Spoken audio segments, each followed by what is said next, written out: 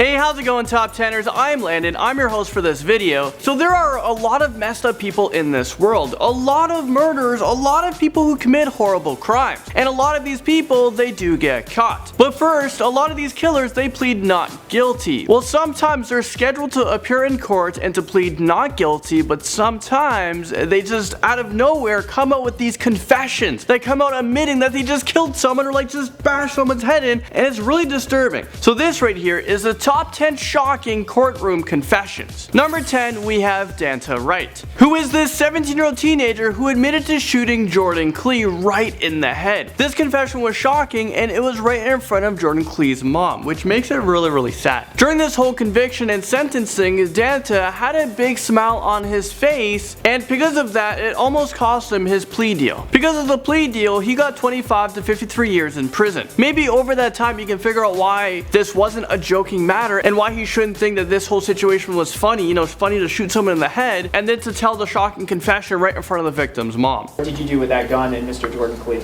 Shot him. And where did you shoot him? On the top of his head. And did you kill him with that shot? Yes. Now at number 9, we have a Marine wife's murder. A former Marine shocked the courtroom during his murder trial when he admitted to strangling the wife of another Marine and pushing her head first down on an abandoned mine shaft in a remote California desert. He initially pleaded not guilty, but after a 2-month search, he said that people have to know what he did. He said he made the decision to kill her because he was controlled by anger. He claimed that she molested one of his family members. Number 8, we have 49-year-old Richard Hooten, who admitted in court that he is a rapist and that he raped a 17-year-old and he knew that she was underage, and he was quite proud of it actually. When he was asked by the prosecutors, did you know that she was a minor? He said yes. He said he lost his head and he actually killed 17-year-old Tara Willenberg, which is just so disturbing. In court, this guy seems so calm, like he just doesn't care. Richard is already a convicted sex offender, so I'm not sure why he's currently out of jail and why he had the opportunity to do this again. Clearly, he was still in contact with the minors. Condolences goes out to this little girl's family, friends, and loved ones. And my condolences goes out to all the victims on this list. Number 7, we have another very shocking confession in court. 33-year-old John Hughes in court admitted to killing a truck driver. John was being convicted for this one murder, but it was shocking to hear that he actually admitted that there were other people as well. He was caught for one, but he admitted that there were many more out there. In court, he was asked, did you feel remorse? And he said no. He said, would he do it again? And John said his brain works differently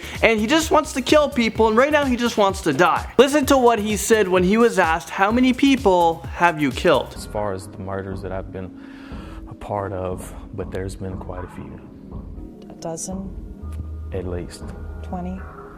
Under. So more around the 15? Somewhere around in there. It's always disturbing watching these confessions because you just don't know what is going to be said next. How has this guy killed that many people, and it's just now that he's getting caught? Because he confessed to never not killing people, he will be behind bars for the rest of his life. Alright, number 6, we have a confession from 13-year-old Alex King. This teenager was on trial for murdering his father. Alex killed his father Terry alongside his 14-year-old brother Derek King, who joined in as well on the killing. And they used a baseball bat before setting their home on fire. In court, Alex King made a shocking confession as a plea deal. As a plea deal, the teens received 22 years to life without parole, as well as up to 30 years for arson. Jaleel Smith-Riley comes into this disturbing and shocking list at number 5. Jaleel is 23 years old and he was convicted of attempted robbery that turned into murder. Jaleel in court was pleading not guilty during his trial, but something shockingly happened halfway through the sentencing. Jaleel out of nowhere confessed to murder and tried to get a plea deal. As soon as Jaleel confessed, he broke down crying like crazy in the courtroom. This came as a huge shock because this was a 3-year-old murder case that has been ongoing, and finally he confessed to the crime he committed. The family felt a little bit better and they felt a little bit relieved from this case because they said that this is the first step of healing, but they do want Jaleel to get a life sentence. In the High Department of Corrections, mandatory consecutive underlying offenses, all those counts are like consecutive each other. Colger credit for time served amount of 349 days. Number 4, we have 76-year-old Frazier Glenn Miller Jr., who was accused of killing 3 people at Overland Park Jewish Community Center near Kansas City. The court wanted to make sure that Frazier knew what happened and that he killed 3 people in this racist attack. Well, in court, Frazier was just supposed to be present, not testify, he wasn't supposed to speak. Well, on his way out of the courtroom, he said this. I attacked the Jewish center of Jews against genocide against white people. I have a right. These crimes took place in 2014, and right now he's on death row, and he's expected to die by lethal injection. Number 3, we have Lawrence Bittaker. Lawrence, alongside Roy Lewis Norris, were known as the Toolbox Killers after a series of killings and rapes that occurred in a period of 5 months in Southern California back in 1979. Lawrence, when he was caught, confessed to kidnapping, rape, torture, and murder of 5 teenage girls. Lawrence Bittaker, with an IQ of 138, dragged high school girls into his van, then murdered them by twisting a coat hanger around their throat with a pair of pliers. Number 2, listen to this. Shot once, missed.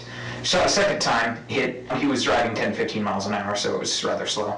Ran around the hood of the car. I heard him gurgling, so I shot him again and then shoved him down in the ditch. When this guy was asked what should his prison sentence be, he replied with the death sentence. The officers questioning him asked, well, why is that? And then the killer said, well, it's an eye for an eye. The most shocking thing about this case might be the sentencing. The killer was found not guilty by reasoning of insanity. This is actually a new law in place just weeks before this case happened. So this killer was sentenced to a hospital and not to a prison. Finally, at number 1, we have Stephen Sandison, who admitted to killing his cellmates, but he was very proud of it, and that's why he wanted to confess what he did to the courts and plead guilty to the murder charge. Stephen killed Theodore because he said he was a child molester. Stephen told the judge that he actually wanted to explain in detail the whole situation. That night he was trying to justify why he did it, and I just told him to be quiet and he would have to leave in the morning to find a new cell, but he continued to talk about it and try to justify it. So he was a little bit bigger than me, so I got down and I hit him in his face a few times, and when he fell, I wrapped a cord around his neck and I took his life. I mean, that is just absolutely insane. Is this real life right now? Stephen is already serving life without parole. Something tells me that those types of people should be isolated from everyone else, because what else do these guys have to lose? He already is in life in there, so why not just kill more and more people who bug him? Well, there you guys have it. That was a crazy list. Thank you guys so much for watching, and I'll see you guys all in the next video.